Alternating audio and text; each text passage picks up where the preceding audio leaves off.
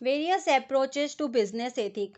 अब business ethic में बहुत सारे अलग अलग अप्रोचेस हुए हैं, मतलब कि हर कोई अपने अपने तरीके से एथिक को अपने एथिकल अपने अपने तरीके से थेरीज बनाई गई, अपने अपने तरीके से बताया गया कि इस तरीके से एथिक सही है।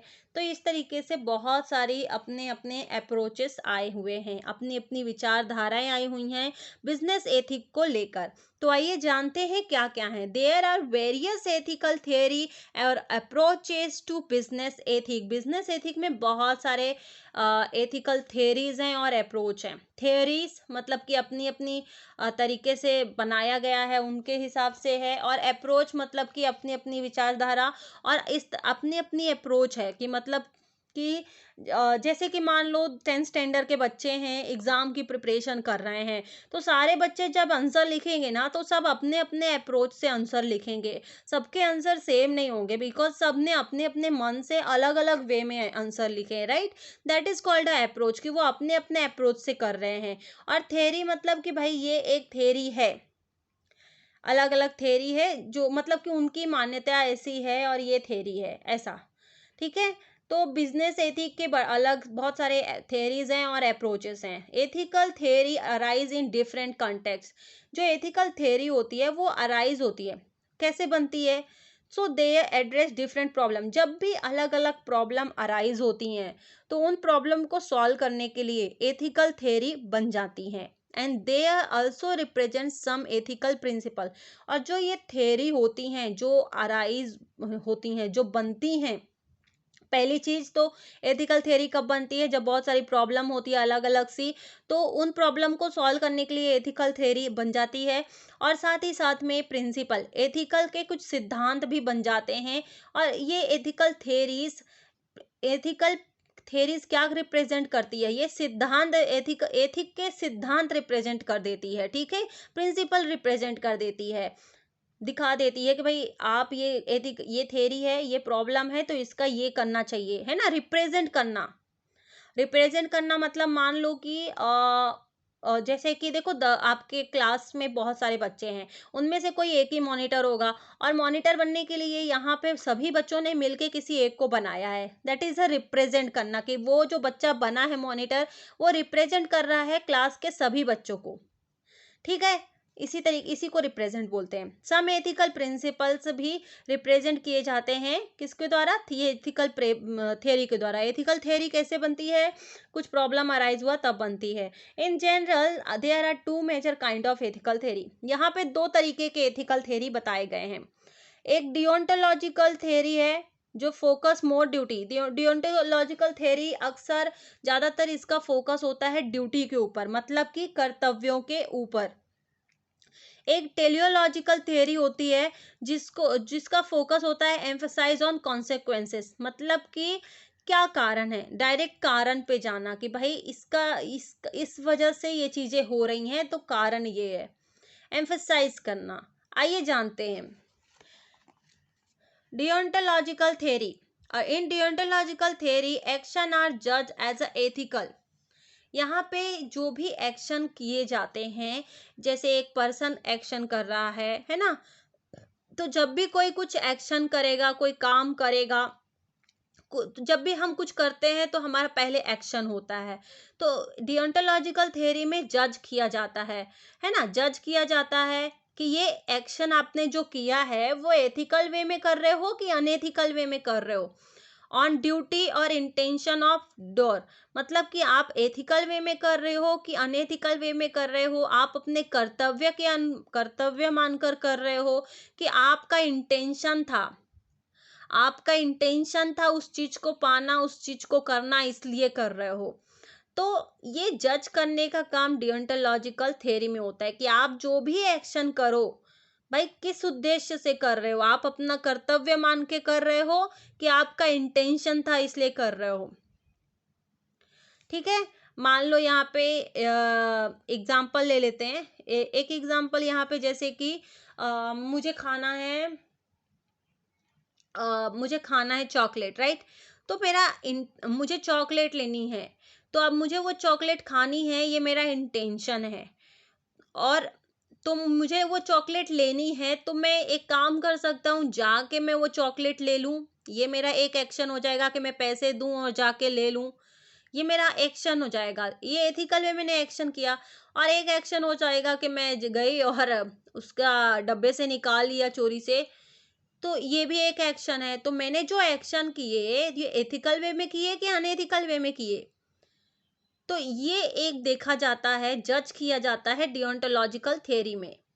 The deontological reasoning of ethic is based on the golden rule of Judeo-Christian traditions. इन्होंने डियोंटोलॉजिकल रीजनिंग ऑफ एथिक को इस बेस्ड ऑन गोल्डन रूल के उसमें बोला कि डियोंटोलॉजिकल जो थेरी है ये बेस है इस रूल के हिसाब से, गोल्डन रूल के हिसाब से, जिसे जोडियो क्रिश्चियन ट्रेडिशन बोलते हैं। Do unto other as you would have them to do unto you। अब इसका मतलब क्या हुआ? do unto other as you, ऐसा काम करो, ऐसे एक्शन करो जो दूसरे के लिए हो, and would have them do, और उनके लिए जब करोगे तो unto you मतलब कि तुम्हारे लिए भी अपने आप ही ऑटोमेटिक अच्छा हो जाए, तो ऐसे काम करने हैं। The most important defender of deontological ethic is Immanuel Kant, who developed his moral theory 1788। 1788 में डियोंटोलॉजिकल थ्योरी को, डियोंटोलॉजिकल जो एथिक है इसको लेकर आए थे, इसका विकास किया था, है ना, इसको डेवलप किया था और बताया था कि भाई ये एक मोरल थ्योरी है, मोरल थ्योरी है। और इसी को किसने लाया था? इमैनुअल कांत ने। अच्छा मुझे ये बताइए, मोरल मतलब क्या होता है? मोरल मतलब होता है जो चीज सही हो, है ना, जो चीज सही हो और जो अच्छी हो, जो सबके लिए बेनिफिट हो, उससे हर कोई सीख सकता है, ऐसी चीजों को मोरल कहा गया है। और इमोरल मतलब होता है मतलब कि भाई वो अच्छी नहीं है, जो सबके लिए, जैसे कि एक एग्जांपल देती हूँ मोरल का। आप मान लो चाकू है, राइट? अब उस चाकू से मैं एप्पल काट रही हूँ, मॉरल है, राइट? लेकिन उसी चाकू से अगर मैं किसी के पेट में डाल रही हूँ, मार रही हूँ, मर्डर कर रही हूँ, तो वो क्या हो जाएगा? इमोरल हो जाएगा। तो हमको मोरल वे में करना है, मोरल वे में ही एक्शन करना है। तो मोरल थ्योरी है, ऐसा कौन बोल रहा है? कांत सर बोल रहे हैं। कांत सर ये इमैनुअल कांत हैं, इन्होंने थ्योरी लिखी है, ठीक है। इन्होंने ये भी बताया, कांत ने बताया अपनी एथिकल थ्योरी में, कांत ने हमें बताया है कि ड्यूटी जो होती है without regard to human happiness, duty मतलब कि एथिकल थ्योरी, जो कांत एथिकल थ्योरी के नाम से जानी जाती है, इसमें बताया गया है कि include duty without regard to human happiness. Human happiness के बिना हमें ऐसी ड्यूटी करनी चाहिए भाई कि जो ह्यूमन हैप्पीनेस के थोड़ा अलग हो। His moral theory is based on his view on human being as a having unique capacity for rationality। यहाँ पे इन्होंने बोला कि हैप्पीनेस देखने की जगह हम ये देखें कि हमारी रैशनलिटी क्या है, हमारी हमारी सोचने की क्षमता, हमारा रैशनलिटी क्या है, हमें ह्यूमन के व्यू पॉइंट से देखना है, रैशनलिटी के वे में। And no other animal possesses such a propensity for reason, thought and action। It is exactly his ability which obligates us to act according to moral law and duty। तो इन्होंने कह दिया कि हर कोई तो इतना काबिल नहीं होता है ना कि मतलब मोरल वे में चले, या फिर उसको तो ये भी नहीं पता होता कि भाई हम जो काम करने जा रहे हैं वो सही है या गलत है, तो कैसे करें? तो इन्होंने कहा कि ऐसा करो, आप मोरल लॉ में चलो, ये कुछ लॉ हैं, इनके हिसाब से चलो और अपनी ड्यूटी, अपना कर्तव्य मान के इसको करो। Kant moral theory emphasize acting in accordance with and for the sake of duty। तो कांत के हिसाब से, कांत मोरल थ्योरी के हिसाब से आप अपने ड्यूटी के हिसाब से चलिए, जो आपके कर्तव्य हैं उसके हिसाब से चलिए। Kant believe that inclination, emotion and consequences should play no role in moral action. Kant कहते हैं कि जो इमोशन होते हैं, है ना, इमोशन वे में जब हम कोई काम करते हैं, या फिर मेरा ये तो लक्ष्य, मेरा ये कारण है इसलिए मैं ये काम कर रहा हूँ, ये सारी चीजें, कांत कहते हैं कि मोरल एक्शन जब हम लेते हैं, उसमें ये सारे रोल नहीं होते हैं। जब भी आप कोई काम करोगे उसमें एक्शन होगा, राइट? तो जो एक्शन होंगे वो इमोशनल वे में नहीं लेने जाना चाहिए। आप इस रीजन की वजह से कर रहे हैं, ये आपका ऐसा नहीं होना चाहिए। This mean that motivation for action must be based on obligation, कि जो भी हमारे एक्शन हो रहे हैं हमारे ऑब्लिगेशन के हिसाब से होने चाहिए। Morality should provide us with framework of rational principal that guide and restrict action. Simple है मोरालिटी, मतलब हमें डियोंटोलॉजिकल थ्योरी में ये समझता है कि जो एक्शन हमारे होने चाहिए हमें रैशनल वे में सोचना है, रैशनल प्रिंसिपल को फॉलो करने चाहिए। और मोरल डियोंटोलॉजिकल थ्योरी हमको गाइड करती है कि रैशनल प्रिंसिपल को फॉलो करो, वही प्रिंसिपल आपको गाइड करेंगे और रेस्ट्रिक्शंस देंगे आपके एक्शन में, कि आपको क्या करना चाहिए क्या नहीं करना चाहिए। गाइडेंस भी वही प्रिंसिपल देंगे और रेस्ट्रिक्शन भी वही प्रिंसिपल लगाएंगे, वही रेस्ट्रिक्शन भी देंगे। पूरा फ्रेमवर्क होगा, पूरा अच्छे से फ्रेमवर्क लाइन से होगा। ये सभी सिद्धांत होंगे, यही सिद्धांत आपको गाइड करेंगे कि आपको कैसे एक्शन लेने चाहिए। क्या होता है, कभी कभी हम ह्यूमन बीइंग बहुत इमोशनल हो जाते हैं, तो इमोशन में भी कई बार गलत एक्शन हो जाते हैं। तो इसीलिए यहाँ पे बोला गया कि आप अपने एक्शन ना ड्यूटी के हिसाब से लीजिए, आप अपने कर्तव्यों को मान के लीजिए।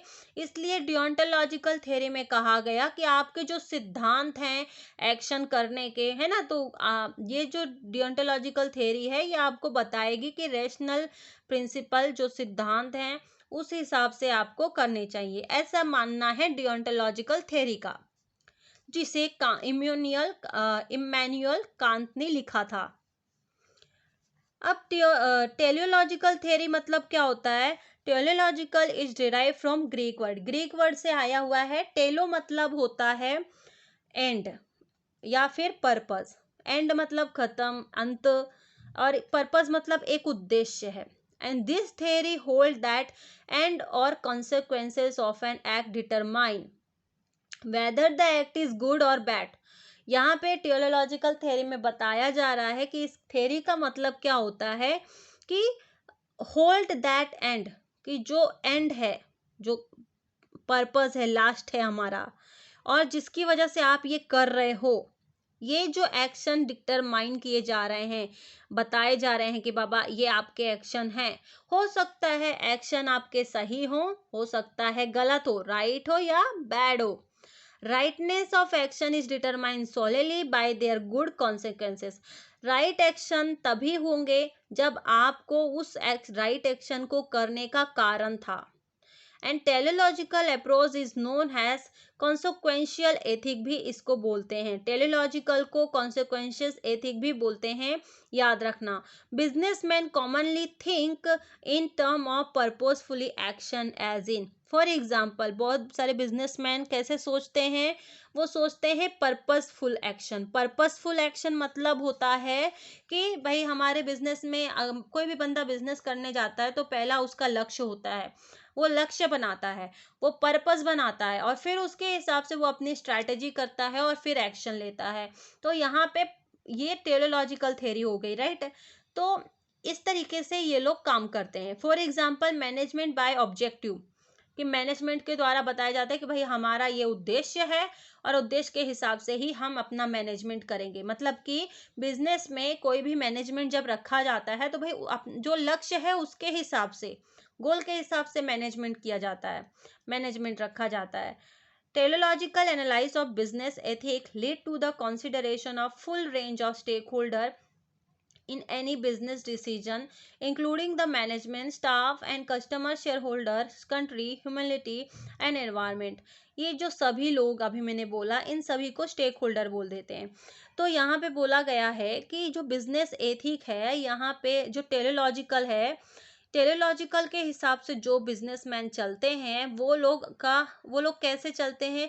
टेलीलॉजिकल ज़्यादातर बिजनेसमैन टेलीलॉजिकल अप्रोच को ही अपनाते हैं अपने बिजनेस में, क्योंकि टेलीलॉजिकल में पर्पसफुल एक्शन होता है, जैसे कि मैनेजमेंट का। तो हमारा उद्देश्य है, इसलिए हम अपना मैनेजमेंट इस तरीके से बना रहे हैं। और साथ ही साथ जब बिजनेस एथिक बात आती है कि बिजनेस एथिक हिसाब से हम करेंगे, तो उस टाइम पे भी सबकी राय लेना, सबको इंक्लूड करना, सबका भला हो, उसके स्टेक होल्डर का भी भला हो और उसका भी भला हो, उसका भी बिजनेस ग्रो करे, रन करे, एक्सपांश हो। इसलिए वो सभी से पूछता है और सबके हिसाब के, सबके अच्छे के लिए हो, ऐसा काम करता है कि उसके बिजनेस के लिए, उसके स्टेक होल्डर के लिए भी अच्छा हो और वो अपने गोल तक इजीली पहुंच जाए। तो वो कौन सी थ्योरी अपनाता है बिजनेसमैन? टेलोलॉजिकल थ्योरी। एक और थ्योरी होती है जिसे यूटिलिटेरियन अप्रोच बोलते हैं। इसका मतलब होता है कि is an ethic of welfare. Jeremy Bentham is consider as a founder of traditional utilitarianism. Utilitarianism जो अप्रोच है, ये लिया जाता, इसका मतलब होता है एथिक ऑफ वेलफेयर, कि मतलब भलाई के लिए इसको लाया जाता है कि दूसरों का भला हो, है ना, भला करने के लिए इस एथिक को इम्प्लीमेंट किया जाता है। जेरमे बेंथेम जो हैं, ये फाउंडर थे ट्रेडिशनल यूटिलिटेरियनिज्म के। ठीक है, ये फाउंडर थे ट्रेडिशनल के, यूटिलिटेरियन के। Business guided by utilitarian approach, focus on behaviour and there result. तो यहाँ पे ये जो यूटिलिटेरियनिज्म है, ये जो यूटिलिटेरियन अप्रोच है, तो बिजनेस में इसको भी यूज किया जाता है, क्योंकि ये यूटिलिटेरियन अप्रोच बिजनेस को गाइड करती है, मार्गदर्शन देती है कि बिजनेस में कैसा बिहेवियर होना चाहिए और उस बिहेवियर की वजह से क्या रिजल्ट होंगे। Not on the mean of such action, यहाँ पे एक्शन को छोड़कर इसमें ध्यान दिया जाता है कि आपके जो बिहेवियर अगर आपके हैं, आपके बिहेवियर आपका रिजल्ट डिसाइड करेंगे। It can be describe by the phrase, यहाँ पे बताया जाता है कि आप ऐसे भी मान सकते हो, the greatest good for the greatest number. ज़्यादा से ज़्यादा अच्छा करेंगे तो ज़्यादा से ज़्यादा नंबर आपको मिलेंगे। The utilitarian approach prescribe ethical standard for manager in the area of organization। ये जो अप्रोच है, यहाँ पे मैनेजर को गाइड किया जाता है कि ऐसी अप्रोच रखनी चाहिए, है ना, गोल हमारा ये होना चाहिए। एग्जाम्पल के लिए यहाँ पे देखा गया है कि maximum of profit and having efficiency which denote optimum utilisation of scarce resources. जितना रिसोर्सेस, जितना सामान है हमारे पास, जितना भी रिसोर्स है, उसको ज़्यादा से ज़्यादा यूज करना, यूटिलाइज करना और पूरी एफिशिएंसी, पूरी क्षमता के साथ करना है, जिससे कि ज़्यादा से ज़्यादा प्रॉफिट आएगा। Utilitarianism prescribe that moral worth of an action is solely determined by its contribution to overall utility, that is its contribution the happiness and satisfaction of the greatest number. अगर हम इस तरीके से करते हैं तो हमें खुशी भी मिलती है, सेटिस्फैक्शन भी होता है हमें, और ज़्यादा से ज़्यादा नंबर भी मिल जाते हैं। तो हमारे एक्शन यूटिलिटेरिज्म के द्वारा होने चाहिए, वैसे मोरल एक्शन होने चाहिए। फॉर एग्जाम्पल के लिए, one be tempted to steal from rich wastrel to give to a starving family. Hence, this approach is also refer a consequential approach. चलिए आगे बढ़ते हैं। Utilitarianism is general term of any view that hold that action and policy should be evaluated on the basis of benefit and cost they impose on the society. तो यूटिलिटेरिज्म का अच्छा definition यहाँ पे मैं बोलूँगी कि इसको आप अंडरलाइन कर लीजिए या फिर स्क्रीनशॉट ले लीजिए। यूटिलिटेरिज्म इज अ जनरल टर्म, देखा जाए तो ये एक व्यू पॉइंट होता है, दैट होल्ड मतलब उसको रखना, है ना, उसके हिसाब से करना, जैसे कि एक्शन जो भी होंगे हमारे और जो भी हमारी पॉलिसीज हैं, उनको हमको इम्प्लीमेंट जब हम करेंगे, इम्पोज करेंगे, तो हमें बेनिफिट देखना है खुद का भी और साथ ही साथ हमारी सोसाइटी का भी, और वही चीज को हमको इम्पोज करना है, उसी को लेके चलना है। The fundamental feature of utilitarianism is to maximise utility. यहाँ पे हमें यही करना है कि हमारी जो यूटिलिटी है उसको मैक्सिमाइज करना है। यूटिलिटी का मतलब होता है कि हमको ज्यादा से ज्यादा सेटिस्फेक्शन मिलनी चाहिए। The policy which produce greatest net benefit at lowest net cost, मतलब कम पैसे में ज़्यादा बेनिफिट हो जाए, इस तरीके से। तो इन कंसिडर्ड राइट, इसको सही माना जाएगा। तो best way to analyse any decision, कोई भी निर्णय लेना हो, कोई भी डिसीजन लेना हो, तो बेस्ट वे रहेगा कि including a business decision is by doing cost benefit analysis, कि कोई भी आप एक्शन लो, डिसीजन लो, तो कॉस्ट बेनिफिट एनालिसिस जरूर देख लीजिएगा। चौथा पॉइंट है वर्च्यू थ्योरी। वर्च्यू थ्योरी क्या होता है, ये हम नेक्स्ट वीडियो में डिस्कस करेंगे।